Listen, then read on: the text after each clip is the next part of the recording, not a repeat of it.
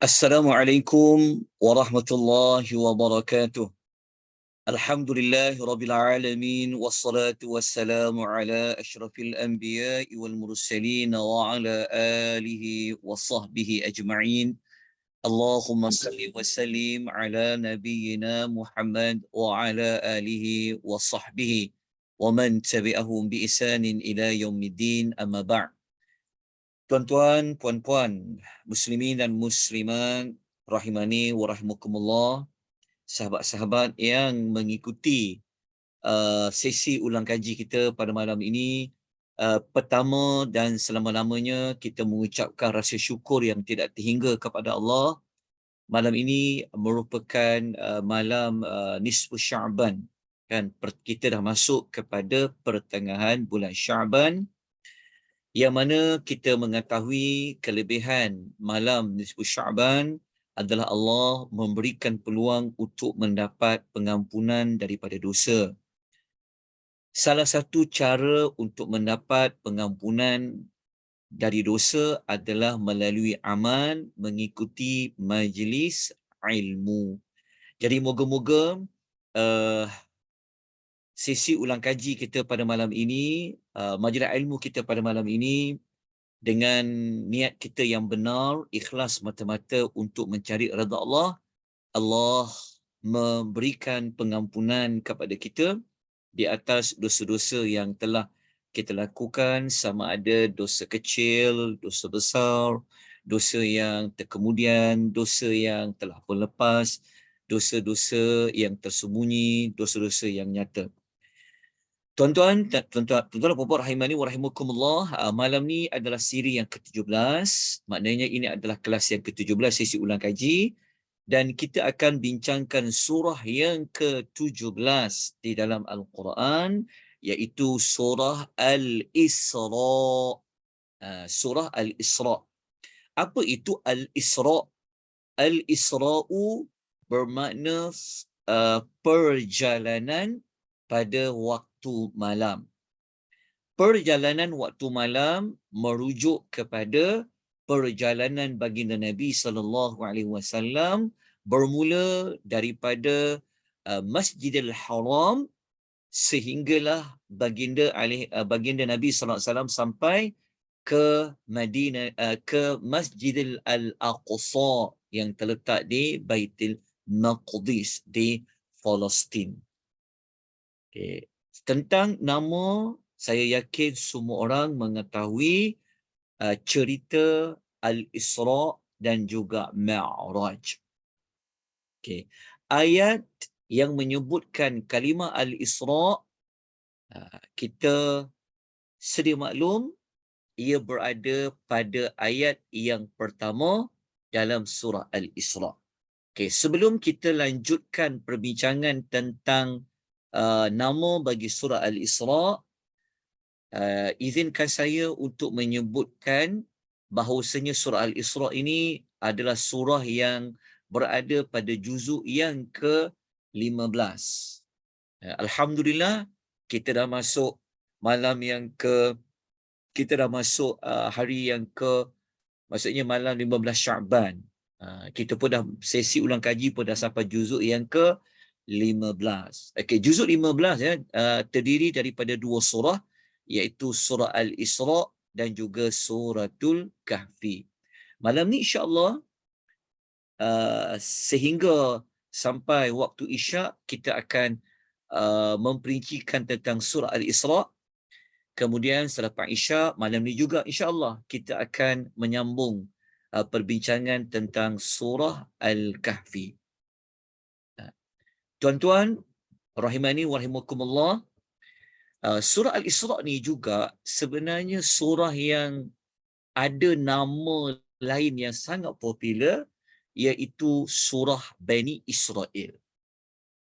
Para ulama setelah mereka mengkaji kesemua ayat dalam surah Al-Isra yang berjumlah 111 ayat, kemudian ada ayat dalam surah Al-Isra tu menyebut tentang Bani Israel, maka para ulama mengatakan surah Al-Isra ini juga merupakan surah yang bolehlah dinamakan dengan nama surah Bani Israel. So selepas ini, kalau ada mana-mana menyebutkan surah Bani Israel, itulah surah Al-Isra. Tetapi yang popular, yang tauqifi, yang diberikan nama oleh baginda Nabi SAW adalah surah Al-Isra. Baik, tuan-tuan, di manakah ayat yang menyebut tentang kalimah Al-Isra? Ia berada pada ayat yang pertama. Okay, kalau surah-surah sebelum ini, kita jumpa nama surah tu berada pada pertengahan, ada yang dekat hujung-hujung. Tetapi surah Al-Isra ni, nama surah itu berada pada ayat yang pertama. Okey. Ada beza, ada sedikit perincian. Dalam ayat yang pertama, Allah menyebut tentang kata kerja, iaitu verbs, iaitu apa kata kerja, bukan kata nama. Sebab kita sekarang belajar tentang nama surah, maknanya mestilah kata nama. Tetapi surah Al-Isra ni di antara surah yang diambil namanya daripada suatu kerja, iaitu asra, iaitu memperjalankan. Jadi daripada verbs, daripada asra, Allah dijadikan ia sebagai kata nama, iaitu Al-Isra, perjalanan malam. Baik, tuan-tuan, kita kena ambil sedikit waktu untuk perincikan ayat yang pertama, kerana setiap daripada nama ayat itu, setiap daripada ayat yang ada menyebut tentang nama surah itu, ia dapat membantu kita sedikit untuk kita dapatkan topik utama yang akan dibincangkan di dalam surah tersebut. Jadi ayat yang pertama, a'udzubillahi minasyaitonirrajim, bismillahirrahmanirrahim, subhanalladzi asra bi'abdihi lailam minal masjidil harami ilal masjidil aqsa. Okey. Allah Ta'ala berfirman, Maha Suci Allah yang telah memperjalankan, asra tu memperjalankan hambanya pada waktu malam dari Masjidil Haram yang terletak di Makkahul Mukarramah ila menuju kepada Masjidil Aqsa, iaitu masjid yang berada di Palestin. Okey. Allah sebut lagi, allazi barakna haulahu, yang mana Masjidil Aqsa dan sekitar-sekitarnya, iaitu bumi Syam, Allah Ta'ala telah memberkatinya. Okey, dalam masa yang sama Tuhan terangkan kenapa Nabi ini perlu diperjalankan pada waktu malam daripada Masjidil Haram kepada Masjidil Aqsa, linuriyahu min ayatina, untuk memperlihatkan kepadanya tentang tanda-tanda Allah itu berkuasa. Tanda-tanda yang menunjukkan Allah itu maha agung, maha besar Allah Ta'ala tu. Innahu huwas sami'ul alim. Sebenarnya Allah tu maha mendengar lagi maha melihat. Okey. Kalau kita sebut Isra' ni, kita mesti kena bincang tentang Mi'raj. Mi'raj ni maksudnya daripada Masjidil Haram, daripada Masjidil Aqsa tu, naik menuju ke langit pertama, kedua, ketiga, sampailah Sidratul Muntaha. Maknanya kalau sebut peristiwa Isra' dan Mi'raj, dia merujuk kepada perjalanan ke tempat yang tinggi. Okey, siapa yang Allah bawa berjalan pada satu malam ke tempat yang tinggi tu? Hamba Allah, iaitu Nabi Muhammad sallallahu alaihi wasallam. Apabila kita sebut Nabi Muhammad ni, mesti kita akan tahu keistimewaan baginda Nabi sallallahu alaihi wasallam adalah mendapat wahyu Al-Quranul Karim. Baik, selesai tentang nama surah. Jadi teladan daripada nama Al-Isra' tu, sebab salah satu makna ulama bincang perkataan Isra' ni memang maksudnya adalah perjalanan malam, tetapi sebenarnya ia juga merujuk kepada satu perjalanan yang, sebab orang tak tahu Nabi diperjalankan tu. Maksudnya Al-Isra' ni kita kena ambil maklumat dia. Al-Isra' ni maksudnya perjalanan, satu perjalanan malam tu sebab ada Laila. Dia Isra' ni dia bukan masuk malam. Dia bukan masuk perjalanan malam sebab malam tu ada perkataan Laila kat situ. Tetapi dia adalah satu perjalanan yang tersembunyi, perjalanan yang tinggi, perjalanan yang pergi kepada tempat yang sangat luas. Itulah sebenarnya maksud Isra'. Jadi apa teladan yang kita dapat belajar? So sebenarnya Allah Ta'ala ni, daripada perkataan Isra' tu, sebenarnya Allah Ta'ala nak katakan istimewanya Nabi ni, Allah bawa dia berjalan ke tempat yang tinggi, ke tempat yang luas. Ini memberikan kita gambaran awal bahawa surah Al-Isra' ni dia ada berkaitan tentang tempat tinggi, tempat yang luas. Okey. Itulah secara ringkas. Okey. Sekarang kita nak bincangkan pula tentang maqsad, tujuan bagi surah Al-Isra'. Okey. Surah Al-Isra' ini, para ulama setelah mereka mengkaji nama surah tu, lepas tu daripada kisah itu perjalanan tempat yang tinggi, tempat yang luas, lepas tu pula mengkaji ayat-ayat ciri-ciri keunikan surah Al-Isra' ni, dalam ayat-ayat 111 surah Al-Isra' ni, maka para ulama membuatkan satu kesimpulan bahawa surah Al-Isra' ni surah yang Allah Ta'ala nak bagi tahu kepada kita tentang betapa tingginya nilai kedudukan wahyu ilahi. Jadi kata dia mudah nak ingat, surah Isra' ni kata kunci dia cerita tentang ketinggian wahyu Al-Quran. Dia sebenarnya bukan sekadar wahyu Quran, tapi juga merujuk kepada kitab lain juga. Sebab itu ada kisah Bani Israel. Tapi kita sudah maklum, hanya Quran sahaja yang Allah pelihara dia. Jadi surah Al-Isra' surah yang Allah Ta'ala nak bagi tahu kepada kita tentang tingginya nilai Al-Quran. Okay. Tingginya kedudukan wahyu Al-Quran. Ketinggian wahyu Al-Quran tu, Allah Ta'ala bawa Rasul yang membawa misi-misi wahyu Al-Quran tu ke tempat yang sangat tinggi. Itu yang dibawa sampai langit ke-7. Naik lagi atas pada langit ke-7. Sampai ke Sidratul Muntaha. Sampai Nabi nampak syurga. Dia ada, sebab tu kata, daripada nama surah tu, Al-Isra' tu, dia ada kaitan juga dengan tujuan surah. Jadi tujuan surah, ingat tuan-tuan, apabila masuk surah Al-Isra', dah sampai pertengahan juzuk, dah sampai kepada juzuk yang ke-15, maka ingatlah kita telah sampai kepada surah yang Allah mengatakan tingginya martabat Quran tu. Tingginya martabat Quran, wahyu Al-Quran tu, ia menjadi kepada sumber kekuatan umat Nabi SAW.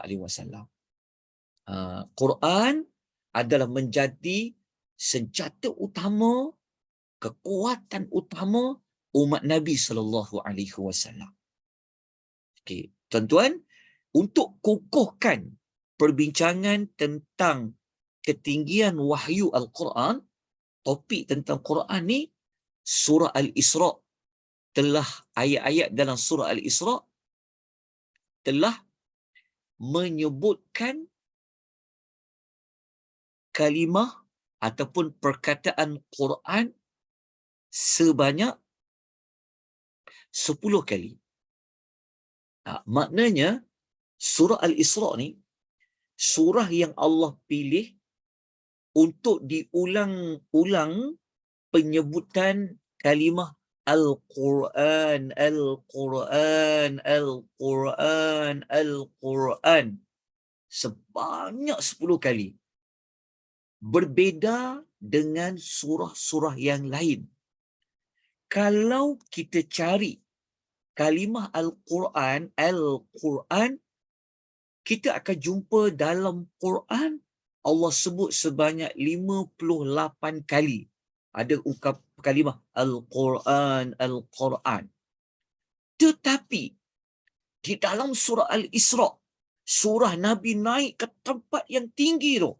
Sewaktu perjalanan Isra' tu, Mi'raj tu, Allah memilih surah ini untuk mengulangi kalimah Al-Quran sebanyak 10 kali.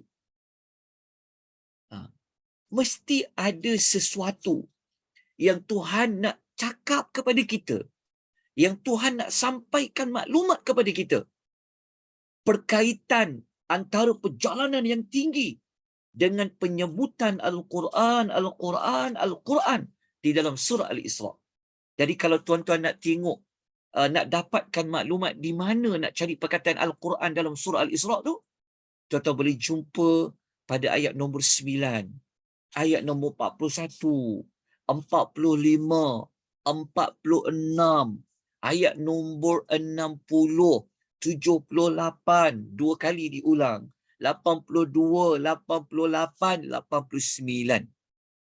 Cukup dah 10 kali. Saya ulang sekali lagi tuan-tuan. Okey, tuan-tuan kena take note maklumat ni.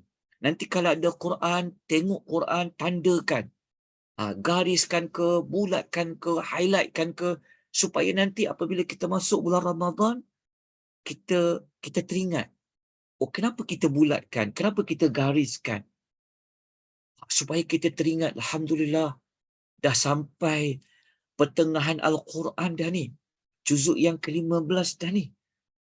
Maka kita dapat satu maklumat, Tuhan ingatkan tentang tingginya kedudukan wahyu ilahi digandingkan dengan nama surah, iaitu Allah membawa Nabi ke tempat yang sangat tinggi. Sebab itu para ulama kata wahyu Al-Quran sangat tinggi kedudukannya. Dan nak menampakkan ketinggian Quran tu, Allah memilih mengulang sebanyak 10 kali tentang kalimah Al-Quran tu, yang Allah tak ulang sebanyak itu dalam surah-surah yang lain. Kenapa? Ini yang telah pun kita nyatakan tadi tu. Ini isyarat kepada kita tentang betapa tingginya lah wahyu Al-Quran ni. Kedudukan dia, nilainya dalam hidup orang-orang yang beriman. Jadi kalau kita nak dapat kedudukan yang tinggi di sisi Allah, ada pada Al-Quran. Kalau nak jadi istimewa di sisi Allah, ada pada Al-Quran. Kalau nak jadi umat yang hebat, umat yang kuat, umat yang dipandang tinggi oleh orang-orang yang lain, maka ada pada Al-Quranul Karim. Dikaitkan dengan Rasul yang terima Al-Quran itu, dibawa berjalan ke tempat yang sangat tinggi sewaktu Isra' dan Mi'raj. Jadi saya ulang ayat dia ya. Dekat mana nak cari penyebutan Al-Quran? Ayat 9, 41, 45, 46. Ayat nombor 60, 78. Ada dua kali Allah ulang. 80, 88, 89. So, semoga tuan-tuan dapat mencari ayat-ayat yang saya sebutkan tadi untuk mengukuhkan lagi tujuan surah Al-Isra' untuk bagi tahu kepada kita 111 ayat, fokus utamanya tentang ketinggian, kedudukan wahyu ilahi, iaitu Al-Quranul Karim. Dan saya nak sebut lagi, izinkan saya kongsi, ada satu maklumat dalam surah Al-Isra' ni, pasal Quran tu juga, ya Allah kata betapa tingginya nilai Quran ni. Kita tengok ayat nombor 88 lah. Kita ambil ayat nombor 88 yang ada penyebutan Al-Quran. Tapi ayat nombor 8 ni, tuan-tuan take note, kerana ayat nombor 88 ni, dia sebenarnya mengungkapkan Quran dia punya tinggi, ya, nilai dia tu. Hebatnya Quran ni, sampaikan ayat nombor 88, Allah pernah mencabar. Allah cabar siapa? Allah pernah cabar semua manusia. Allah pernah cabar jin untuk ciptakan, buat satu surah sama macam Al-Quran. Tapi Allah bagi tahu apa? Nah, tengok punya hebatnya Quran ni. Allah kata qul la in ijtama'atil insu wal jin. Ni ayat nombor 88 surah Al-Isra. Ala ayatu bimithlil Qur'an hadzal Qur'an la ya'tuna bimithlihi walau kana ba'dhum li ba'dhin dhahira. Allah Taala kata, Muhammad, engkau kena cakap kepada mereka, sesungguhnya jikalah semua manusia ni dan semua jin mereka bergabung, okey, mereka berhimpun untuk membuat, okey, untuk membuat sesuatu yang setanding, yang sama, sebanding dengan Al-Quran. Allah kata apa? Mereka tidak akan dapat buat punya. Mereka takkan dapat ciptakan sesuatu yang sama macam Al-Quran. Sekalipun mereka saling bantu-membantu antara satu sama lain. Siapa dia? Kalau digabung ke semua manusia ni, kumpul semua manusia, kumpul semua jin, tak akan dapat buat sama macam Al-Quran. Kenapa kenapa Allah mengungkapkan cerita tentang tak ada siapa yang boleh buat macam Quran ni? Ia letak dalam surah Al-Isra. Kena tak dengan perjalanan yang tinggi Nabi naik Isra Mi'raj?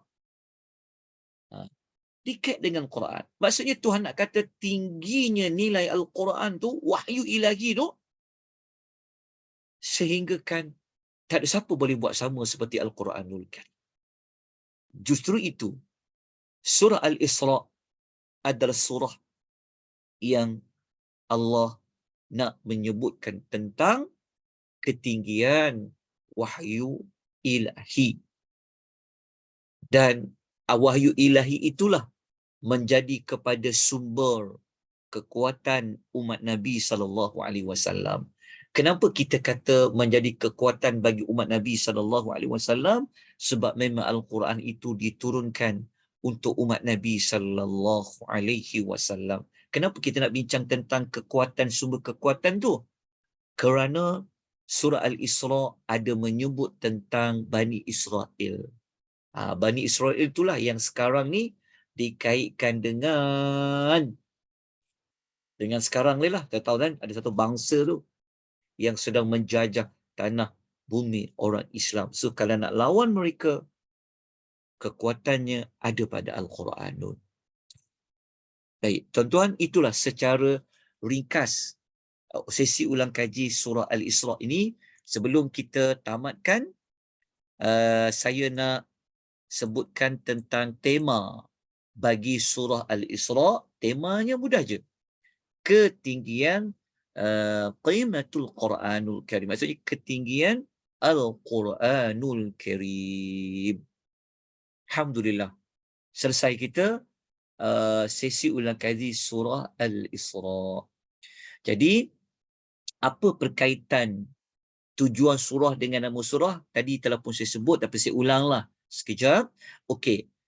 Nama surah Al-Isra, perjalanan dalam keadaan Nabi berjalan di tempat yang tinggi, di tempat yang luas. Kenapa kita kata luas? Sebab langit ni luas, tuan-tuan.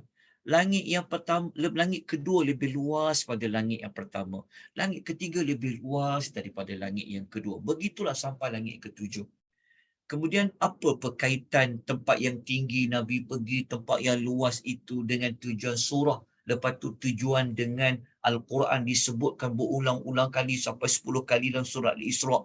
Kemudian pula Allah kata tak ada siapa dapat buat macam Al-Quran walaupun bergabunglah semua manusia dan jin. Ia menunjukkan tentang ketinggian wahyu ilahi iaitu Al-Quran di sisi Allah Subhanahu wa taala. Jadi tuan-tuan, dia punya teladan utamanya adalah jagalah Al-Quran, dekatkan diri dengan Quran, baca Al-Quran, faham Al-Quran dan ikutilah segala petunjuk yang ada di dalam Al-Quran. Kalau kita ikut, sudah pasti umat Islam akan menjadi umat yang terbaik di dunia dan di hari akhirat. Itu saja tuan-tuan dan puan, secara ringkasnya, moga-moga tuan dapat sesuatu, tuan jelas sesi ulang kaji surah Al-Isra. Okey, kita kena bincangkan sekejap lagi selepas Isyak, insya-Allah jam 9 suku, kita nak belajar tentang ulang kaji surah Al surah Al-Kahfi pula. Insya-Allah.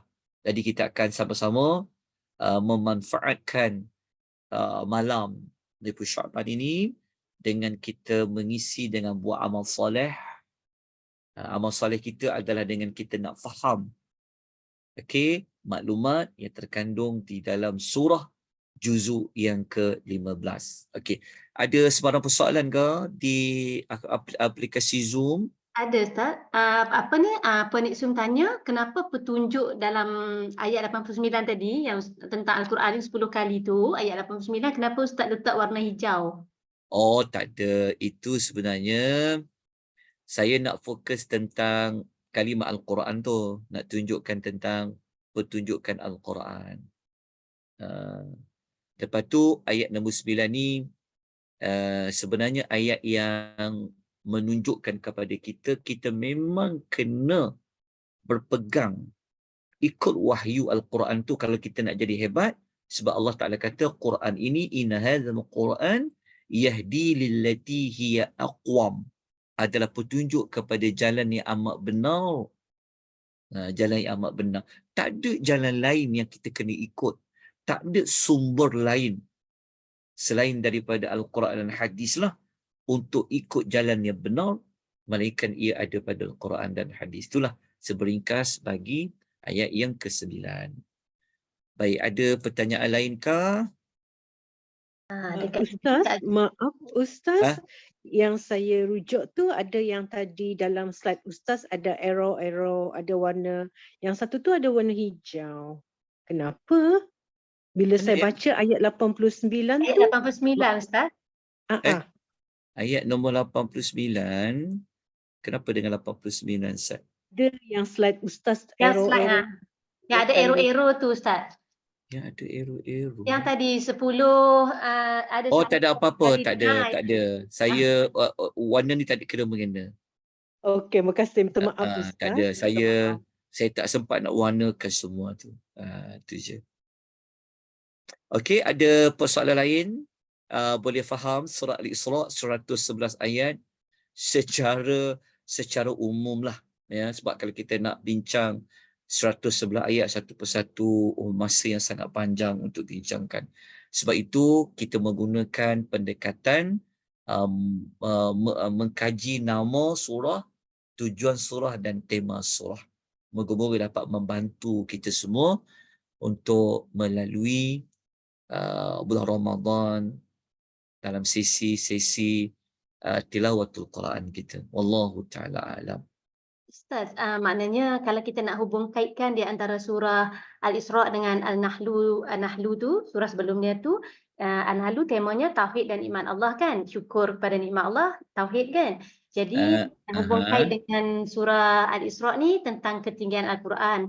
Jadi orang yang mentauhidkan Allah dan bersyukur di atas nikmat Allah ni tentulah orang yang mengagungkan Al-Quran dan ikut semua panduan dalam tu. Betul lah, macam tu Ustaz kita boleh? Boleh ataupun kalau kita nak kaitkan perbincangan surah Ni'mat, surah Lebah tu, kita ada sebutkan pada pagi tadi bahawa penyebutan syifa iaitu penawar ada satunya berada dalam surah Al-Isra.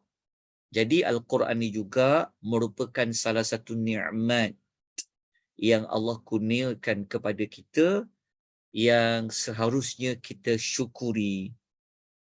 Syukuri itu adalah dalam bentuk kita beriman dengannya, membacanya, memahaminya dan mengamalkan isi kandungan di dalam surah, di dalam Al-Quran. Sebenarnya surah Al-Isra ni dia ada beberapa pesanan-pesanan. Pernah dengar tak pesanan 10 surah Al-Isra? Cuma waktu yang sangat terbatas, saya saya tak kongsikanlah dalam surah Al-Isra ni ada pesanan apa. Tetapi cukup dengan mengetahui amalkan isi kandungan Al-Quran, ia merangkumi kesemua pesanan-pesanan Allah lah. Sebab waktu kita sangat pendek, jadi saya tak sempat nak sebutkan apa di antara pesanan-pesanan di dalam surah Al-Isra. Okey. Ada pertanyaan lain tuan-tuan dan puan, sahabat-sahabat yang Allah rahmati lagi Allah Aisyah kata peristiwa dalam surah Isra, dalam surah Al-Isra ni, dia punya peristiwa besar dia adalah perintah solat kan. Jadi daripada dalam solat tu adanya bacaan Al-Quran lah. Jadi itu salah satu. Betul, itu boleh dikaitkan, betul. Jazakillahu khairah. Sebab itu salah satu salah satu daripada pesanan dalam surah Al-Isra tu ada tentang solat. Sekejap ya. Saya dapatkan maklumat ni sekejap. Saya tunjukkan pesanan dalam surah Al-Isra. Wasiat. Okey, tengok sekarang ni saya paparkan. Okey. Sekejap ya, saya paparkan. Sekejap. Kita nampak nota apa ni sekarang ni? Tak nampak kejap. Yang ni. Kalau tuan-tuan nak dapatkan pesanan dalam surah Al-Isra, ni ayat ni.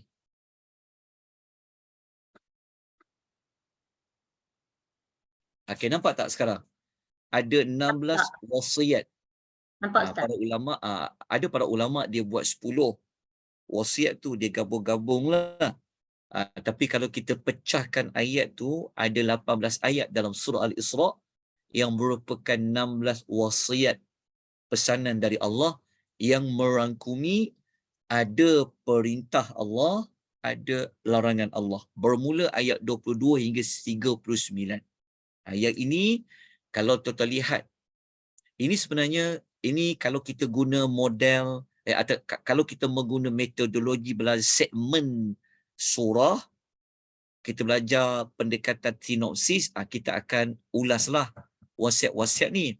Tapi kita hanya membincangkan nama, lepas tu tujuan surah, tema surah, lepas tu kita buat perkaitan antara ketiga-tiga, kita tak jumpa lah maklumat ni. Okey, tapi kalau kita nak lagi mendapatkan maklumat dalam surah Al-Isra tu, inilah di antaranya. Ada 16 wasiat daripada Allah yang bermula daripada larangan mensyirikkan Allah dan ia tamat. Ia tamat yang ke-16 tu juga ayat 39, larangan mensyirikkan Allah Subhanahu wa taala. Ada 16 wasiat. Tentang solat ada tak tentang solat? Kita tengok ada tak tentang solat. Okey. Kalau kita lihat dalam wasiat tu, saya rasa tidak ada tentang solat. Tapi bolehlah dikaitkan peristiwa Isra' Mi'raj dengan solat pada ayat-ayat yang lain. Tapi kita boleh kata surah Al-Isra' ni ada 16 wasiat yang merangkumi hubungan dengan Allah, hubungan juga dengan manusia. Wallahu ta'ala a'lam. Okey. Kalau nak salin wasiat yang 16 tu, kena ambil bermula ayat nombor 22. Okey, 22 sampailah kepada ayat nombor 39. Jadi kalau kita tengok kita ada waktu lagi, saya sebut sepintas lalulah. Kalau kita nak lihat apa wasiat, 16 wasiat dalam surah Al-Isra' tu. Okey.